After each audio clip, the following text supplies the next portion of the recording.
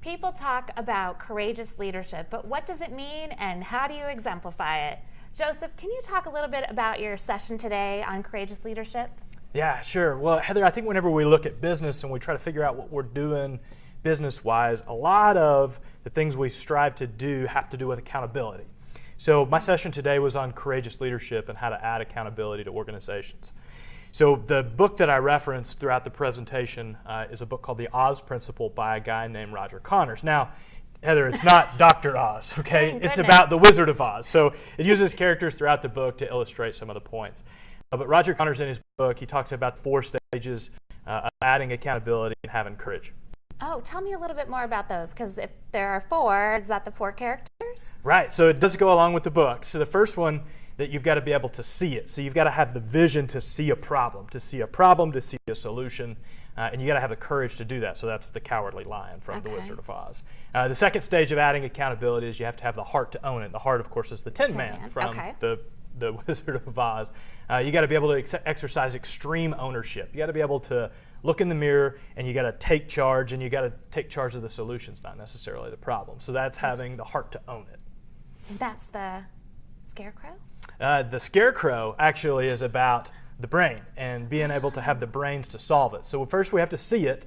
Second, we have to own it. The third thing we have to do is we have to solve it. We have to be creative problem solvers. Now, us as CPAs, we have a tendency to hang out with this lady named Sally. I don't know if you know Sally, but she's the same as last year. You may or may not know her cousin is CBW, and that's consistent but wrong. So if we're continually bought into continuous process improvement, we've got to be able to use the brains to actually solve problems, real problems, not made up problems in some other place. We've got to come up with solutions to real problems. We've got to have the brains to do it. And what's the 4th? The 4th is you actually have to have the courage to do it. So Dorothy had to make a choice to click her heels 3 times, and she had the solution all along. Right. She had to have the intestinal fortitude to do it. So the 4 stages of accountability, the 4 pieces that you need to have is you need to be able to see it. You got to have the vision to see it. You got to be able to have the heart to own it and have extreme ownership. Then you got to have the brains to solve it, and then at the end of the day, you have to have the intestinal fortitude to do it. When we talk about accountability, it's one of those things, I mean, my session was packed. There was a lot of people in there. We're all looking for that magic bullet. Like, how do you really add accountability?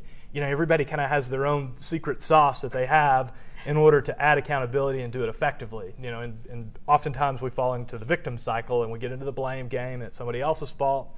One of the things we do a lot in the accounting profession, we're very detailed and very documented, is we create a CYA file. And of course that means cover your actions. Right. Oh, yes. Yeah, cover your actions. And that's where we go back and forth and we document all this stuff and we spend so much time proving that it's not our fault that we're not spending time in the actual solutions themselves. And then we have a chance, sometimes we just ignore problems when we have a problem. So accountability is huge. And one of the things we talked about in my session is if you're going to lead and you're going to have accountability, you're going to have people push you on that accountability. And you've got to be able to go through these 4 steps to be able to actually make meaningful change inside your organization.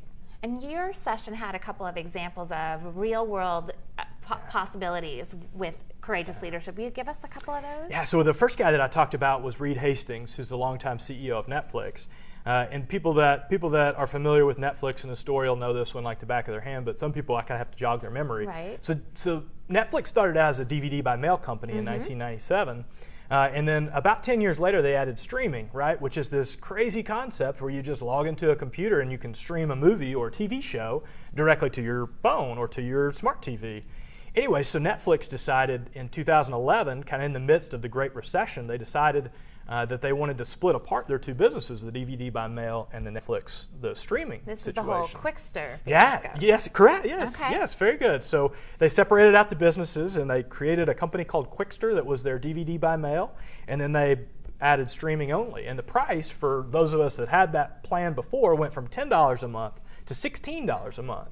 So overnight, a 60% price increase in the middle of the Great Recession. So Netflix, they lost 800,000 subscribers. Their market cap in 2011 went from $14 billion to $3 billion. Oh my goodness. The value of the company, the overall market cap of the company went down that much. And Reed Hastings, their CEO, they did a lot of things. They wrote a letter and they were apologetic and said we're sorry. But he really had the ability to see into the future and say, DVDs are going to go away. Right. So one of the things we did in my session said, how many of you have access to Netflix streaming today? You know, and everybody, of course, in the room, almost everybody's hands raised. And then I said, please leave your hands up if you still have DVDs. And out of 100 people, 2 people have DVDs still coming in from Netflix. So Reed Hastings had the ability to see it and know, no, I can't go back on this. You know, certainly we're going to release a letter. We're going to apologize. The market cap for Netflix today is in excess of $150 billion. That was 2 courageous moves. It was the courage to do something different, Yeah. and then to apologize for the discomfort, but then also kind of not apologize and keep going. Right. They had it right. Yeah. And they got it. I would argue that they had it right, but he had the ability to see into the future and see that was the path that Netflix was going to do.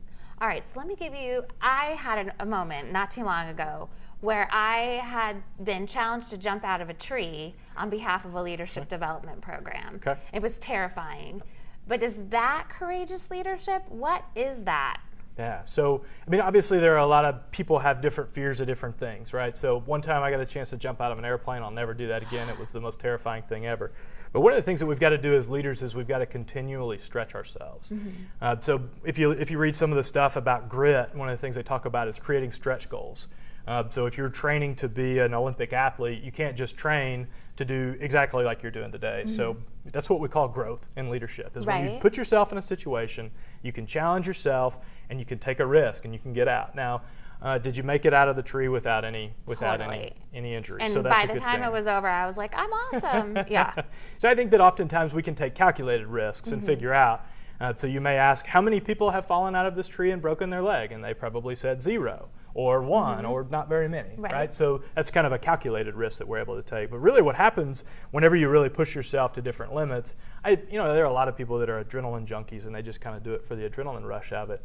But one of the things that it does is for the rest of us, it really just pushes us out of our comfort zone a little bit, having the courage to kind of take a little bit of a leap of faith. You can do all kinds of metaphorical stuff with that. And the leap of faith, my teammates are the ones. Literally what they called it, the leap of faith. Yes, there you go. My teammates are the ones running the belay down. I did all the commands. We went through school. We went through all these different things. This is how it all went. You must have done it. I did it a couple of weeks ago right next to my home in Plano, Texas. We have a cool ziplining course that we were able to do some fun stuff. Yeah. I could really see that. You get out of your comfort zone, and that's what causes growth.